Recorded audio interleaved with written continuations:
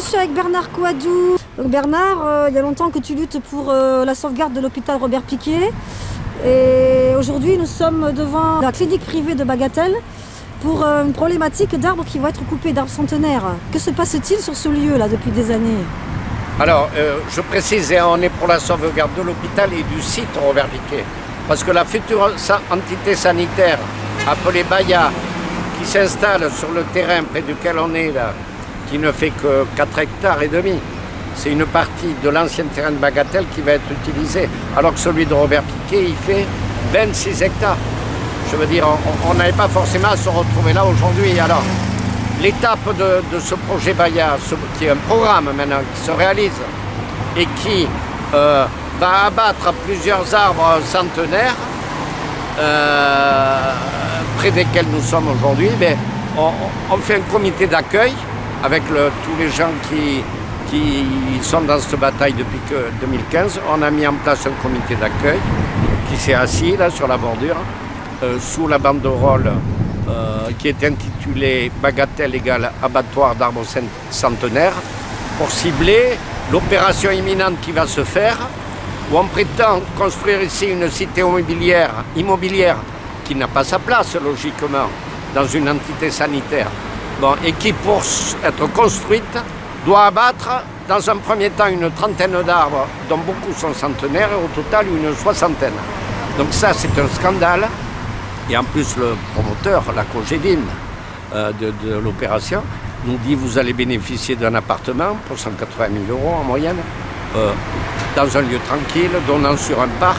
Bon, en face, il y aura moins d'arbres qu'avant. Il va y avoir une entité sanitaire qui va accueillir 40 000 passages par an au niveau des urgences, alors que c'est à 20 000 actuellement à Robert Picqué. De l'autre côté, on a cette rue sur laquelle on est, la route de Toulouse, qui est déjà passagère et qui va devenir hyper passagère avec probablement un engorgement. Donc dire sur le plan d'une vente immobilière que ce sont des appartements tranquilles qui sont mis en vente à partir de 2024, c'est un des mensonges. Ce projet Baya est vraiment cousu de fil blanc depuis le début. Alors notre faiblesse, c'est que suite à ce qu'on a réussi à faire, à montrer la réalité du projet, c'est que jusqu'à maintenant on a du mal à inverser le cours des choses. Donc là, c'est l'abattage des arbres. Après, c'est l'arrivée d'une entité sanitaire qui ne va pas répondre aux besoins de la population et qui n'offrira pas les prestations qui étaient antérieurement servies. Je veux dire, et voilà. Et après... Il y a de nombreuses prestations qui vont disparaître. Oui, il y a des gens qui vont disparaître. Il y a des services qui vont disparaître. Les livreurs, notamment. Il y a des effectifs. Il y a le centre de vaccination, santé, voyage. Ah. Bon, c'est symbolique en cette période de Covid. Il y a les laboratoires. Il y a le service de décontamination en cas d'accident nucléaire, chimique, bactériologique, etc. Ça va quasiment disparaître. L'aire d'hélicoptère qui rendait des services en période ordinaire ou extraordinaire en cas de catastrophe sanitaire, elle va disparaître. Il y a eu un arrêté préfectoral qui s'est opposé à ce qu'elle soit mise dans la future entité, où il y a une densité urbaine immobilière considérable et le préfet s'y opposait. Donc, on nous a raconté pas mal de balivernes, on a essayé de nous faire prendre des vessies pour des lanternes. Bon, on a réussi à dévoiler tout ça. Avec l'aide de la commission d'accès aux documents administratifs, j'en passe et des meilleurs.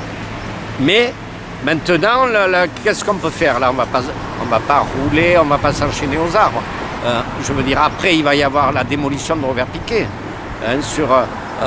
qui a été rénové au début des années 2000 pour 30 millions d'euros et qui était un hôpital très estimé par les professionnels, par la population, etc. Bon, ils ne vont pas faire l'erreur de le démolir là dans les mois qui viennent, c'est programmé pour 2024. On est quand même fortement gêné parce qu'il me semble qu'en matière d'hôpitaux, sur la métropole, on est un petit peu en surchauffe quand même. Oui, on est en surchauffe et puis... je veux dire, il y a un programme global, tant pour les hôpitaux militaires tels que Robert Picqué que pour les hôpitaux civils. Robert Picqué, il était à la frontière des deux. Il soignait des personnes civiles pour 80% de son activité. Je veux dire, on a un plan d'austérité global qui diminue les moyens des hôpitaux existants et qui privatise petit à petit l'offre de santé. Voilà. Donc voilà, il y a tout ça qui est en jeu. Aujourd'hui, ponctuellement, on a mis en place un comité d'accueil pour les faucheurs d'arbres centenaires qui ne vont pas tarder à débarquer en catimini, donc au moins que ça ne se fasse pas en silence et à l'abri des regards. C'est ça. Et puis après, on va voir au fur et à mesure. Mais il y avait une mobilisation qui était un peu essoufflée. L'autre jour, on s'est retrouvé à 80 ici pour un rassemblement, le 10 mai. Aujourd'hui, à 10 h du matin, il y a des gens qui travaillent, qui ne sont pas mobilisables, etc. On se retrouve à une vingtaine pour remplir, faire quelques photos qu'on va médiatiser.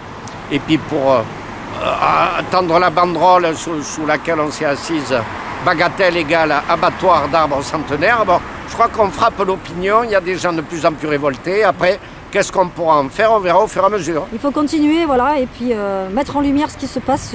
Voilà. Parce que c'est assez grave après une année de Covid qui nous a démontré quand même des choses, des besoins très très forts sur les hôpitaux, qu'on continue à détruire cet hôpital, et que par ailleurs en plus on détruise des arbres centenaires, ça fait beaucoup quand même. Ça fait beaucoup. Ça fait beaucoup. Alors, on ne se fait pas d'illusions, hein. Les jours d'après Covid, ils ne vont pas forcément être meilleurs, mais on n'est pas désespéré. Voilà, on va batailler, puis on verra. Très bien, je pense que ça continue donc pour l'hôpital Robert Picqué et les arbres centenaires de Bagatelle. Ok. À très bientôt. À la prochaine. Au revoir.